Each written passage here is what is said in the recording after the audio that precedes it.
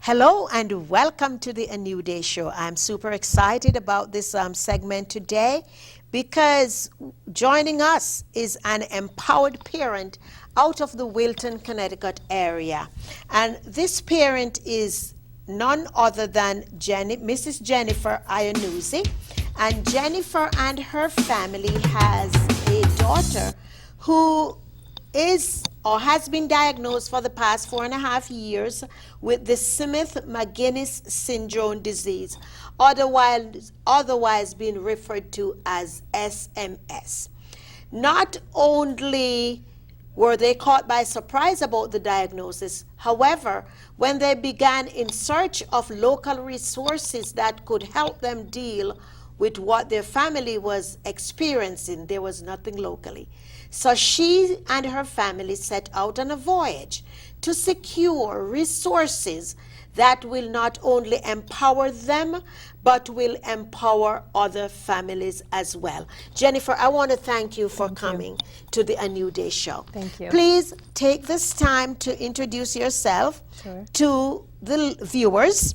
And then we are going to go into this hand that your family has been dealt and how you're dealing with it. Okay, well, my name is Jennifer Iannuzzi. I'm a stay-at-home mom of 3 kids. I have 2 boys and a girl. My oldest is 9, and then I have another son who's 8, and then Sydney who's 4.5. Prior to being a mom, I was a social worker, and I worked in a day in residential treatment program with children who had numerous issues and disabilities, and kind of gave me, unbeknownst to me at the time, sort of a background that served me well for the future that I was given. Yeah. Sydney, like I said, was our 3rd child, and at first everything seemed to be normal. It was a pretty normal pregnancy. I had 2 previous normal pregnancies. Nothing about this would have given us any cause for alarm. Pretty much right after she was born, the physician, the neonatologist had wanted Sydney to go into the NICU for observation. She was having trouble coordinating her suck-swallow, so they wanted her in there to observe and just make sure everything was okay. I thought it was a bit strange, considering delivery was normal and everything was normal, but they felt they'd be more comfortable with her in there. About an hour later or so, my husband met me in there. And he kind of didn't have such a great feeling. He got the sense. Your husband is a physician. He's a physician. And you gave birth to Sydney via C-section, right? Yes, via C-section. So something felt a little bit wrong. She spent about 9 days in the NICU, and we weren't really sure what was going on, to be honest. She was cross-eyed from birth, which was a bit of a red flag. But again, the neonatologist felt that that would work itself out. Her suck-swallow would coordinate itself, and we could go on from there. I wasn't able to leave that hospital feeling confident that all was well. Right, because you had 2 other children. And that it all seemed fine. So we got home with Sydney, and thus began my internet searching of what could be wrong with Sydney.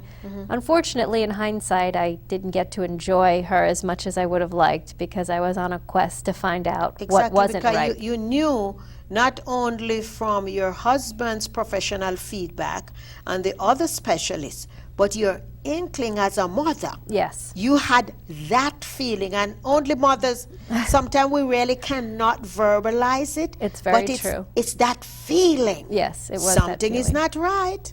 Something didn't feel right at all. Right. So we spent the better part of 20 months, I would say, trying to figure out what was wrong with Sydney. She was globally delayed in all areas. We would go for our pediatrician checkups, and she would always be behind in her milestones. health-wise, she was a very healthy little girl. Right. And with most individuals with Smith-Magenis syndrome, it is difficult to diagnose because in the beginning, nothing really stands out, unfortunately. There are some individuals that do have major medical problems. It's a spectrum disorder. So there's some people who do have heart conditions, kidney issues, liver problems. Those children tend to get red flagged a little bit earlier. And what are some of those red flags that for the people who are listening at home and want to put a checklist down, what are some of these red flags? Well, early on, some children are born with a heart defect. A good friend of mine, the co-founder of our foundation, the Smith-Magenis Research Foundation, her daughter was born with a heart defect. And that sparked a litany of testing to be done, which brought up the diagnosis of Smith-Magenis syndrome. Because generally when you're born with a heart condition, that is an indication of a genetic disorder, could be an indication of a genetic disorder. Right. But a lot of children with SMS have heart conditions, kidney issues, and those are the big medical problems. Then there are the subtle medical problems, like the cross-eyed that Sydney had that's really very non-specific, chronic ear infections, some feeding problems. Some children with Smith-Magenis syndrome require a feeding tube because of the low tone. It's difficult for them to coordinate their suck-swallow. And in Sydney's case, she really didn't have a lot of these issues. So she kind of went along in her development, being behind, but not so something so pronounced that you can know. Right. So does the Smith-Magenis syndrome, is that being diagnosed by a general practitioner or a certain specialist, or it's a cardiologist? Who is the one that is really astute, if you may, That's a to very good question. diagnose that? That's a very good question because there isn't one person who would diagnose. It's a combination of things that would come up along a child's development, at which point you might seek out different specialists, and really at the end of the day, the geneticist, you would end up at a geneticist who would make the final diagnosis. And in the past, usually how it would come about is someone would say, this child's exhibiting, global developmental delays, chronic ear infections. They have a general facial feature that seems subtle to be a chromosomal abnormality, but I'm not really sure. With Smith-Magenis, one of the hallmark symptoms is self-injurious behaviors, prolonged tantruming. And again, when you're young and a toddler, toddlers do tantrum. They do have, so there's a fine line between where it becomes maladaptive. Yeah, and this is one of the times when you say you got to go with your gut feeling, because a lot of times you would hear people say, oh, they'll grow it out. And that's really not true. Not true with Smith-Magenis syndrome. And it's interesting you bring that up because around 15 months old, or 14 months old, Sydney began banging her head. Again, I had 2 previous children and never once had I seen either one of them do that in response to frustration. And my pediatrician at the time said, and I did do my own reading. I'm not saying my pediatrician was wrong. That this is common. A lot of terrible twos bang their head. There was something about it that my husband and I felt this is not common. That's right. And it didn't feel comfortable. But when you're so desperate for things to be okay, you will accept that answer for a while until a new thing pops up that makes it again challenges your inner sort of confidence at accepting that answer. And that was pretty much what would go on with Sydney. I'd hear the answer, that's normal, she'll grow out of it, but then a new thing would pop up and make it very difficult. And for the father, even though he's a physician, that remark would be more accepting to him than a mother, because you are seeing the behavior and that feeling again, that is always, it's like tightening the screw, Jennifer. It's not right. And you know that feeling. Yes, I did. And that went on for a while with Sydney. Her milestones would be delayed and it just didn't feel comfortable, the length of delay. But back to the question that you had said, who would make this diagnosis? So in in accordance with Sydney, I would say this is how it came about. So we would have these maladaptive behaviors or these delays in development. So I would go to see a neurologist to make sure everything was okay. Right. In the beginning, it was too early to tell. You know, come back in 3 months, come back in 6 months. Then she had chronic ear infections, so we went to the ENT. And the way I looked at it, the way I'd always explained it to friends, there were a lot of dots coming. That's you right. know, And it came a time when you connect. They were going to be connected, and that's what I frantically would be searching for night after night: is how do these dots get connected? And finally, at about 18 months, Sydney really didn't grow at all between 15 and 18 months, and that was 3 enough for the pediatrician to say, I'd like to take this to the next level. That was the red flag for her. And so your question saying who would be the one to make the diagnosis, it really depends on the specialists and what the children are presenting with. And how open that specialist is to working with someone else and have them have an input. Because a lot of times, ego comes into play. Absolutely. Even among professionals. Yes, I couldn't agree with you more. Which could be damaging for the patient. Well, it could delay a diagnosis. Exactly. Absolutely delay a diagnosis. And we ended up with another neurologist who was quite aggressive. You know, obviously at the time I wasn't happy because I wasn't happy with the answer. You know, now we're 3 years down the line. I'm thankful for what she did at the time. Of course, my anger went to her, but she ordered a very aggressive test called a microarray, which is really a very new test in the past.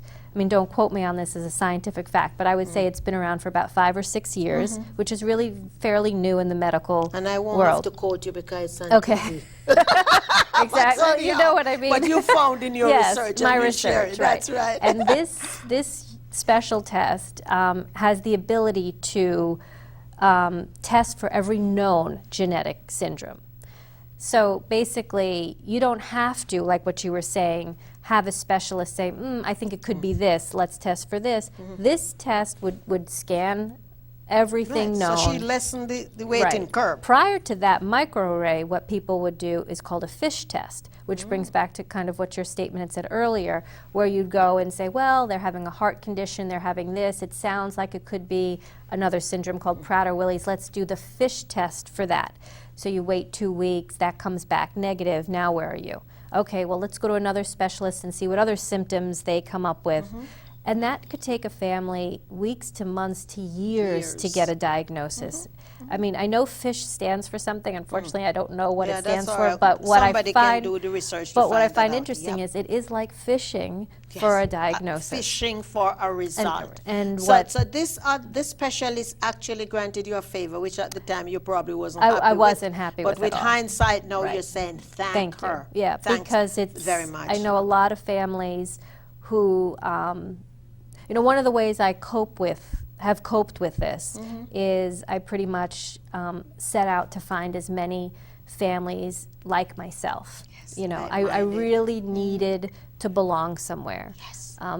So, you know, anything unique is alienating. That's right. And having different people don't know what it is. Right, they don't. You know, how do we get to how do we keep connected? Connected. How do we keep others informed, even when we are thousands of miles away. Absolutely. And this was the reason I must publicly thank my friend Leslie Chambers. Yes, she's wonderful. Who learned about it and sent me an email, and I had not heard about it like that. And I read it. I said, of course, we got to have her on. No, it was really great. She's a wonderful woman who, you know, I made a website basically to serve as a fundraising website for my greater cause, which is the Smith-Magenis Research Foundation, which is under construction, the website, but we are an official foundation, which main mission is to support and fund research for Smith-Magenis syndrome. But in the meantime, while that is being built and funded, I developed Strength for Sydney, which really took off in my local area. And seeing that you have gone there, since you segue into that, let's talk about Strength for Sydney. I wanted to concentrate on the diagnosis Yes. now, and then we're going to leave the foundations and things for the other set. Okay. But since you segue in there, let's cut across. Well, I mean, Strength for Sydney really came about. It actually kind of grew larger than I anticipated. My co-founder of the Smith Magenis Research Foundation had done a few fundraisers already, and she had developed her own site to fundraise called siennassteps.com. And I knew it was my turn and I needed to start fundraising. So with a very good friend of mine, we launched Strength for Sydney, where I guess it became a very therapeutic experience for me, where I wrote my story. Truthfully, I never thought it would become such a story. I just wrote what happened to us. Yes. And then I really wanted to focus on how Smith-Magenis syndrome affected Sydney. Because early on, when we got the diagnosis, there really was only one organization to go to, and it's called prisms.org, which I do thank tremendously them, because they set me up with lots of families from around the world, quite frankly, which are not very many, but I managed to make contact with them, and they were the first Wonderful. line of defense, really, Wonderful. with a lot of information. But what I felt was missing was how it affected personally the families. Yes, and I want us to linger there a bit more, because you listen to many families, extremely diverse population. You listen to their conversation, especially those who have a child, or for some children with special needs. Autism, for example, you would listen to a parent speak about the everyday struggles Yes. that they themselves, as parent or as sibling, Right. experience. Now, what is a typical day for your family? Are there some times when you encounter such experiences? Yes. Maybe it's time when Sydney was banging her head. What was that experience like? Well, living with SMS or living with Sydney is rather challenging, heartwarming, enlightening. I don't know how else to explain Yes. it. She's a remarkable little girl with complex needs, and none like I've ever heard stories of before, quite frankly. You meet her, and at first you're not sure what to make of her. She's warm, she's loving, she's funny, but at a drop of a hat, at a blink of an eye, Yes. something got In the way. in the way, and she's on the floor, tantruming, melting down. And what I've come to learn is, Sydney, what you and I take for granted as coping skills, Yes. as self-regulation, as ability to manage your range of emotions, Sydney is devoid of that ability. Yes. So if something is too exciting, she could melt down. If something's too upsetting, she has no self-regulator. And if you think about the course of a day, how many times things go from very exciting to not exciting, to transitions to her brothers coming home, to them leaving, to dad coming home, to dad leaving.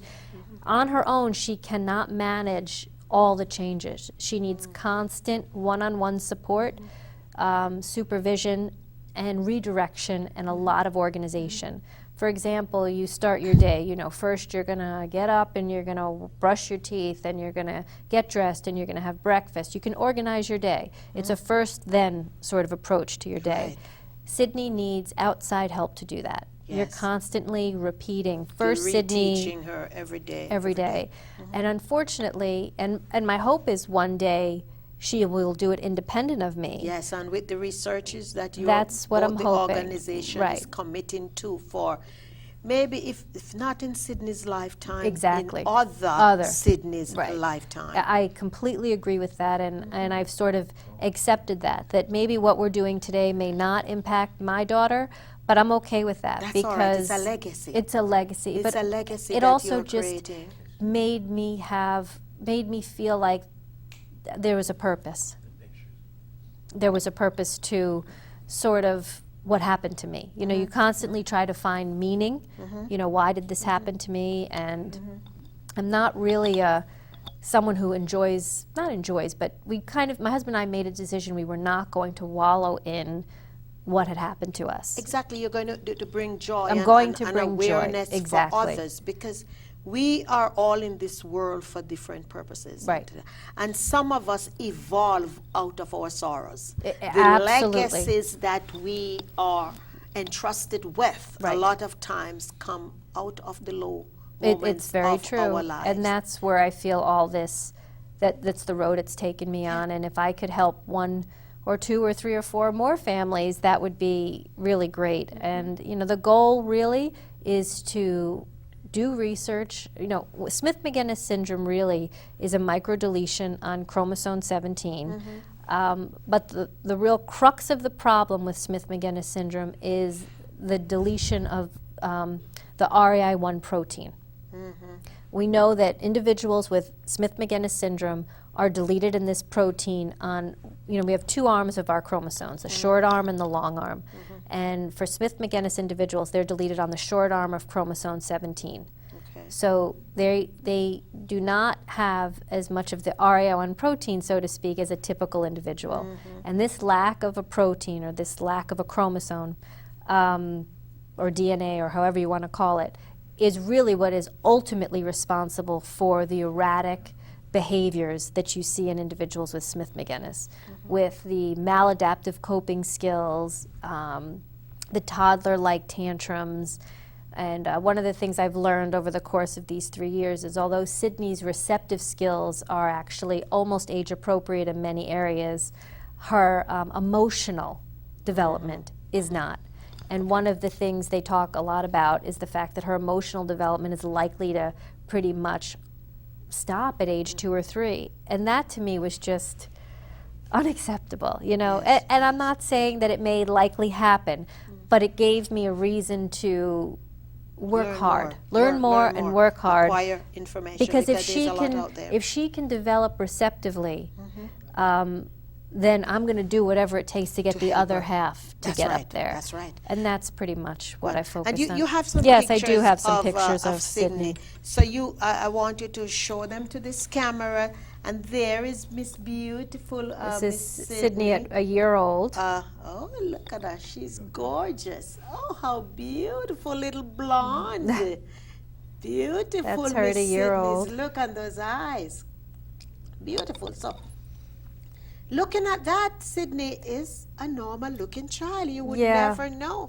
With How beautiful. with Smith-Magenis syndrome, it does affect everyone differently, but generally early on, the facial features are not all that apparent. Yes. Which again is what makes it so hard to diagnose. But as they grow up, this is Sydney at 2. Look at, beautiful. Oh, she's adorable. Blue eyes. Oh, she is adorable. But as they those grow cheeks. and develop, the facial features do become more distinct. Yes, yes. And you have And more? then this is my last one. This is her at age 4. Okay, beautiful, beautiful, beautiful. Thank you so much. welcome. For sure. I think we probably have round about 4 minutes remaining Okay. in this segment, and we will continue. Thankfully, time allows for us to continue the conversation. Now, in your research, how many of those cases have you identified in Connecticut? Oh, in Connecticut? I would say 1, 2, 3, 4, Okay. including myself, Wonderful. actually. Wonderful. And you four are a part of that network. I'm working on it. The Strength for Sydney, you know, website brought me to a family in Fairfield, Connecticut, Just up which the was road really from you. nice. I attended a conference in October, which made me aware of an older young man living in Fairfield, Connecticut as well. And then another family I became friendly with through the internet and chat rooms. We discovered we lived in Connecticut, and they're up in New Haven and have a little boy the same age as Sydney, and we've made a few connections as well. The other lady that you forged relationship with to start the Yes. foundation, how She- old is her child? Her daughter is 6 months younger than Sydney. She's 4. So they're all Yes, her name is Sienna, and actually I met Missy, her name is Missy Longman. I met her through Prism's organization, gave me her name, and we met through the internet and phones, and she lives in Florida. wonderful. And that's how that relationship began. It took 3 years and back and forth talking and commiserating And I'm sure that this relationship is wonderful because yes, it is. it can help you to bounce off on each other and to Exactly. say, there is hopes, let's hang in there. Right. We can make it. Oh, absolutely. Diet-wise, medication-wise, what's Sydney? Is there special medications or diet? How is this You know, treated? there is nothing specific to SMS. A lot of times the Smith-Magenis syndrome community will borrow from the autism community, so to speak, because they are, you know, so well researched and so well known. But there is nothing specific to Smith-Magenis. yes. My hope is that we will one day get there.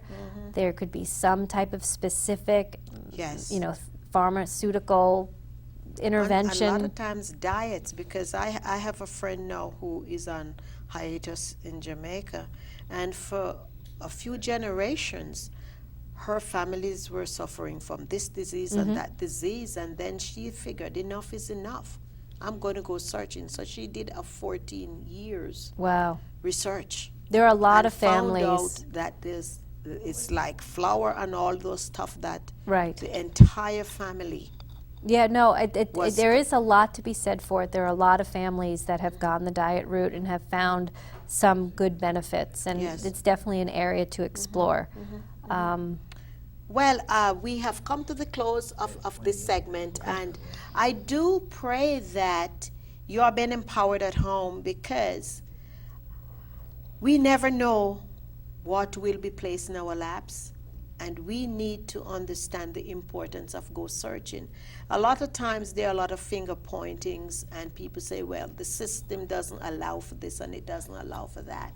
The question then becomes, what are you capable of finding for yourself? We need to become an empowered nation or an empowered world, so we can create the legacies and the changes that is needed. Stay tuned, don't you go any place, because we'll be right back.